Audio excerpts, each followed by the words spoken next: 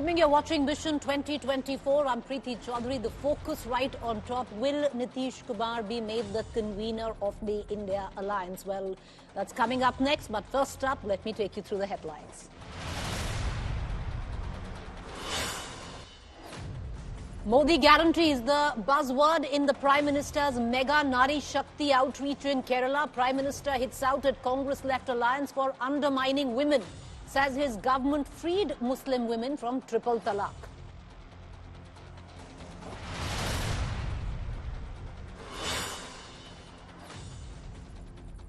BJP takes to the streets in Karnataka's Hubli a day after Karsevak's arrest.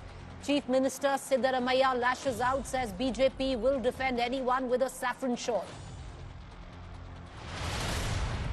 Delhi Chief Minister Arvind Kejriwal skips his third summon by the Enforcement Directorate, demands ED to share questionnaires against him first. BJP hits out, calls Arvind Kejriwal a coward. Bihar Chief Minister Nitish Kumar likely to be made the convener of the India Alliance. Sources say other opposition bloc members consulted, final approval stamp in India's next meet.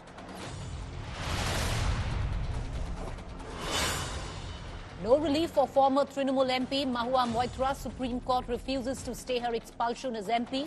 BJP takes a pot shot, says Mahua sold off nation security. Well, it is a win for Gautam Adani. Supreme Court upholds SEBI probe into the Hindenburg allegations, says no ground to transfer probe. Adani hails verdict.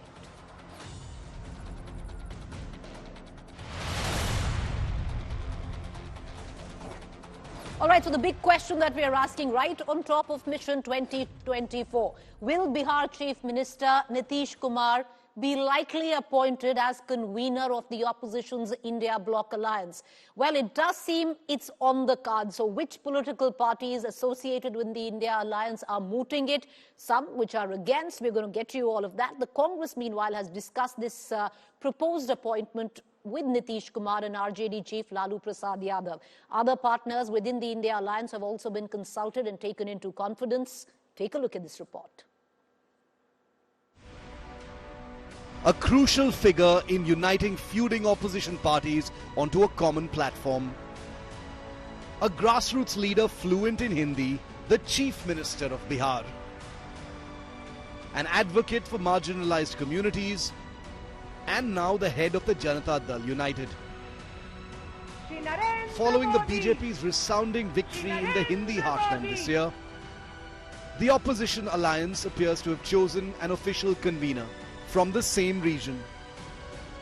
According to alliance insiders, the Bihar Chief Minister is likely to assume the role within the coalition. Nitish Kumar ji बहुत senior नेता है, मुख्यमंत्री तो छोड़ दीजिए बिहार के है, और हम सबको एक साथ लाने में उनका योगदान बड़ा है. तो अगर सहमति होती है तो मुझे लगता है कि उद्धव ठाकरे जी की तरफ से कोई ऑब्जेक्शन नहीं होगा. The India Alliance is set to convene online this week to formalize the decision. Sources say the Congress has already engaged in discussions with Nitish Kumar and Lalu Yadav. Other coalition partners have also been consulted. यद्यपि नीतीश कुमार जी का लंबा अनुभव है, उन्होंने ही India गठबंधन की NDA से अलग होने के बाद शुरुआत की थी. उन्होंने ही गैर कांग्रेसी दलों को कांग्रेस के साथ बैठाने में पटना में सफलता प्राप्त की थी. अगर उनको कन्वीनर बनाया जाता है तो ये संगठन के लिए बहुत लाभकारी हो. With the BJP seemingly holding a significant psychological advantage after its triumph in the Hindi heartland and the conclusion of its decades-old Ram Temple campaign, the India Alliance is making last-minute efforts to revamp its leadership ahead of the Lok Sabha election. Bureau Report, India Today. All right, let's cut across to Sahil Joshi, our Mumbai Bureau Chief, Aditya Vaibhav, also from Patna, getting us the latest. Sahil, let me come to you first. It's very interesting. The curious case of the India Alliance, on which party seems to have mooted his name, which party stands by Nitish Kumar as convener, and which party not too happy. Till now, it does seem that the Congress has discussed this with Nitish Kumar and RJD chief Lalu Yadav as well. On the other hand, parties like Uddhav Thackeray, UBT, in line of possibly making Nitish Kumar convener? Well, it serves the purpose for the alliance partners because if you look at it earlier when Mallikarjun Kharge's name was proposed as a convener, the parties agreed. But the problem is that the Congress needs to, is in talks with many of its alliance partners for the seat sharing. Say, for an example, in Bihar, they will need to discuss the seat sharing with RJD and others. In Maharashtra, we have already seen that how there was a war of words between the Shiv Sena leader Sanjay Raut and Sanjay Nirupam when it came to the seat sharing. Similarly, the similar situation in Bengal. Looking at the scenario, some of the alliance partners feel that it's better that if the convener is not from the Congress, whereas the Congress can assume the role of the chairperson of the India Alliance because it's the biggest party in India Alliance. Looking at that, Nitish Kumar's name has again come up. Also, the events which transpired into in JDU last week, where where Lallan Singh, the national president of JDU, resigned, and Nitish Kumar, took the presidentship within JDU.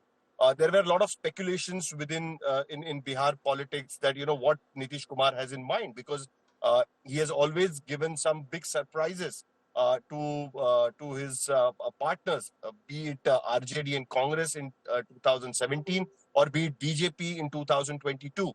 Looking at that, it was always Nitish Kumar's claim to be a convener because he's the one who actually took the initiative and brought the 36 parties together on one platform, and he's the one who discussed forming such kind of an alliance, nationwide alliance against the BJP and NDA.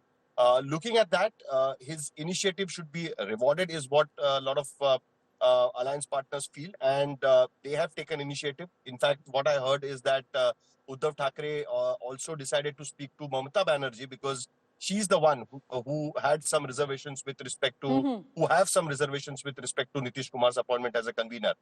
Interestingly, Nitish Kumar's political guru, George Fernandes, had assumed this role when NDA was formed in 1998, and it helped Atal Bihari Vajpayee to form the government finally and stitch this multi-party alliance and run the government for 4.5 years without facing much of the issues.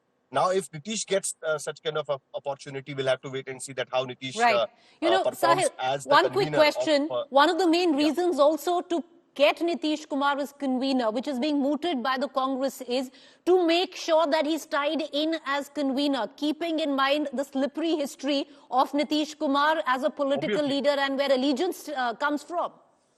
Obviously, that is also one of the consideration, because as I said, the last week what transpired in within JDU, it definitely sent some kind of a shock waves within the India Alliance. Nobody understood, because Lallan Singh, who was very pro RJD or India Alliance, was suddenly removed from the position, and there were a lot of speculations with respect to that. Looking at that, it will be a big embarrassment if Nitish Kumar again switches the side at the face of the Lok Sabha elections, and that is also one of the reasons why they want to keep Nitish Kumar happy. And most importantly, India Alliance is strong in the southern side of the country, whereas in the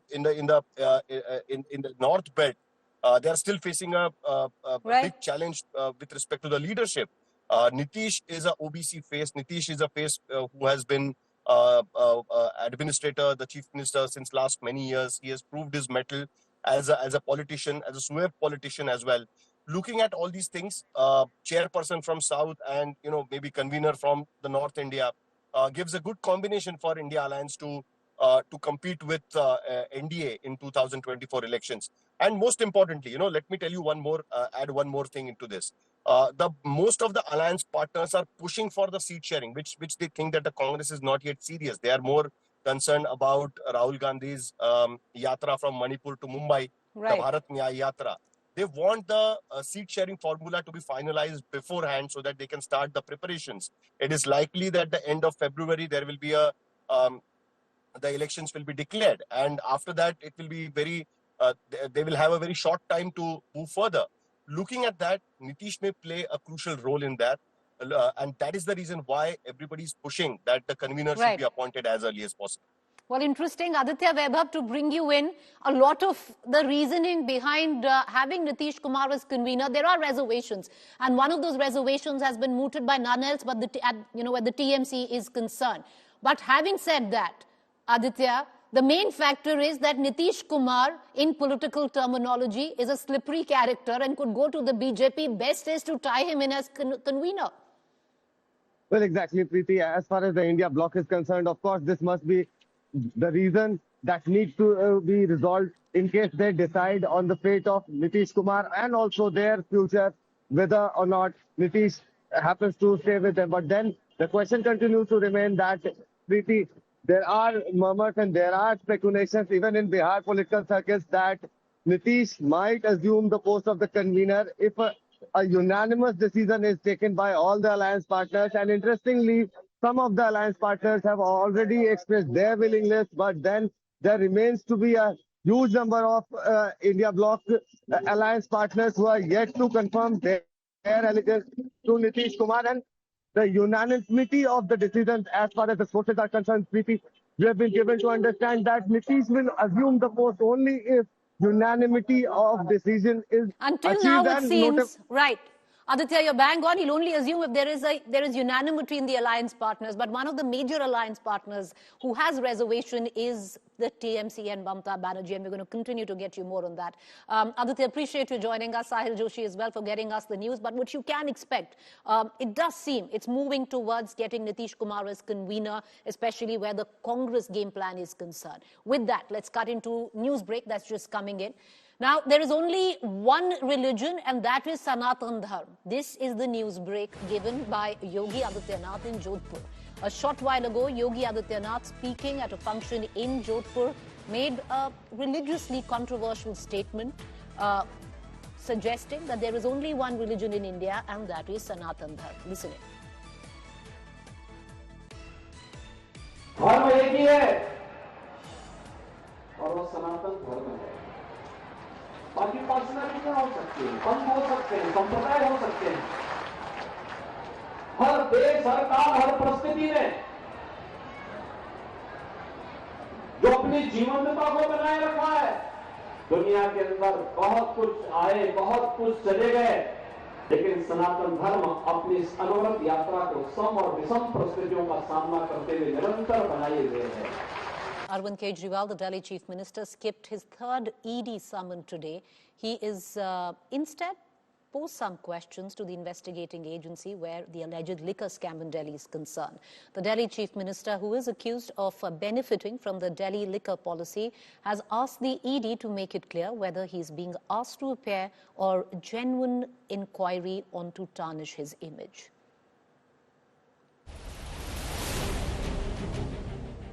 First summons on November the 2nd, 2023, skipped. Second summons on December the 21st, 2023, skipped. Now the third summons on January the 3rd, 2024, also skipped. Delhi Chief Minister Arvind Kejriwal appears to be brazening it out. Asked to appear for questioning by the Enforcement Directorate in the Delhi excise policy case, better known as Liquorgate, the Aam Aadmi Party chief shot off a letter instead to the central agency tasked with investigating money laundering. Kejriwal in his letter has called the ED summons illegal and asked the agency to share its questionnaire. He has urged the Enforcement Directorate to respond to his earlier two letters and reveal the intent and ambit of the investigation. Kejriwal has accused the Enforcement Directorate of maintaining unwarranted secrecy and acting in an arbitrary manner. आपने जितनी red करनी है कर लो, आपने जितने समन भेजने हैं भेज दो, आपने जितने लोगों को गिरफ्तार करना है कर लो, आखिरकार सच्चाई आज नहीं तो कल पूरे देश के सामने आएगी। भारतीय जनता पार्टी ईडी और सीबीआई को इस्तेमाल करके अपने विपक्षियों को खत्म करना चाहती है। Kejriwal's dare to the ED comes even as two top leaders of the Aam Aadmi Party, Manish Sisodia and Sanjay Singh, are lodged in jail in the same case. देखिए, गिरफ्तारी का खतरा पहले दिन से ही है और गिरफ्तार करना ही भारतीय जनता पार्टी की सरकार की योजना है। तो सब अपोजिशन स्टेट्स में ही जाती है ED CBI, Bharatiya Janata party के खिलाफ तो एक्शन करती ही नहीं है। जांच एजेंसियां आज बाज बनके ईमानदारी से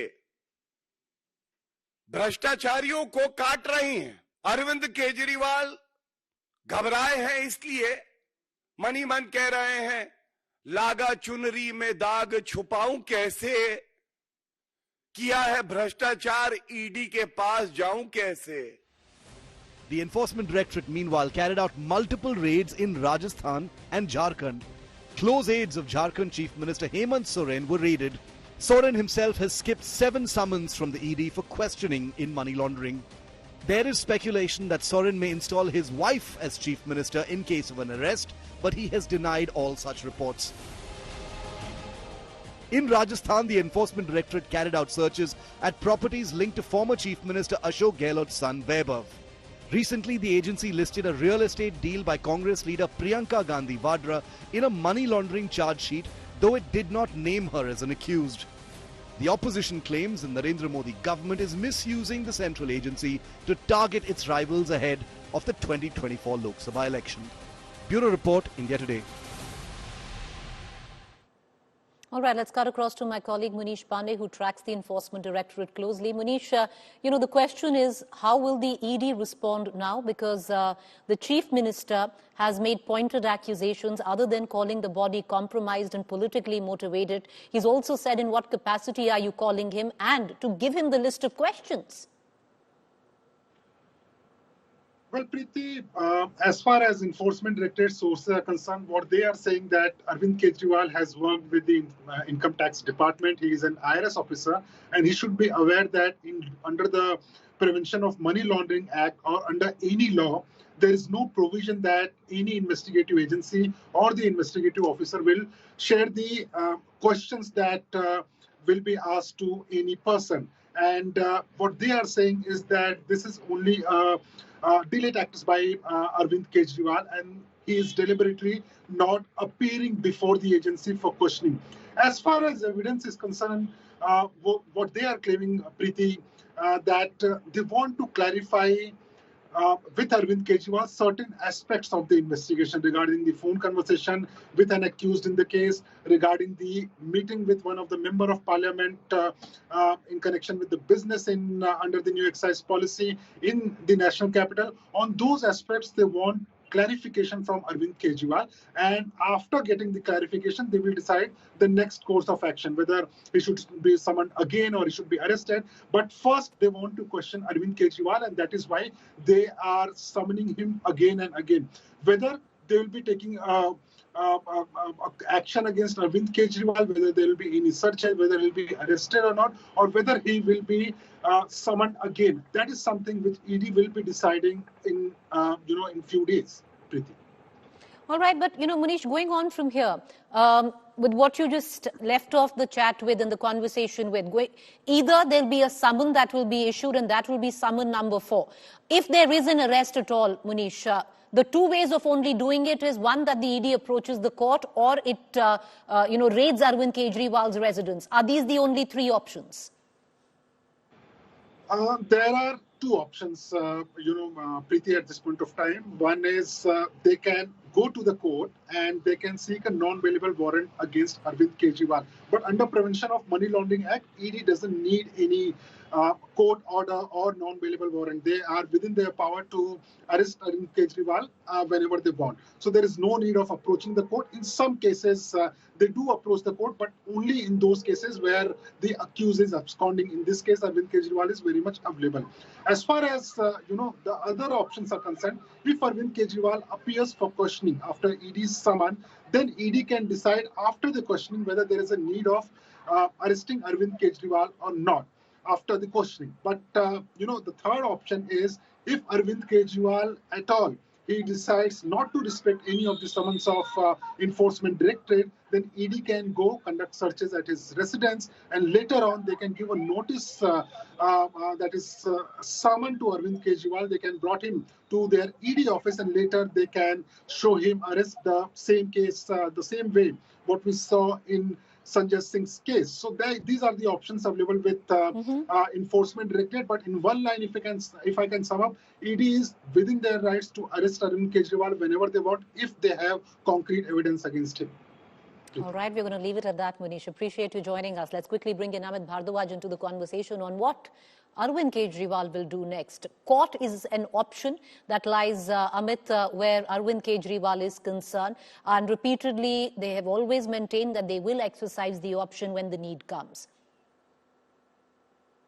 True, Preeti. You know, what Arvind Kejriwal and Aam Aadmi Party are doing right now is that they are creating a basis for a legal battle which might come ahead of them. Even in the letter that has been shot today to the Enforcement Directorate, Arvind Kejriwal is questioning the intent of the Enforcement Directorate. He has also said that the agency has not responded to the questions that were raised in his November and December 2023 letter, and also cited as to how he's busy through January, putting instances of as to how there's Delhi Rajya Sabha seat selection scheduled for 19th of January as Aam Aadmi Party convener. He will be busy with the elections.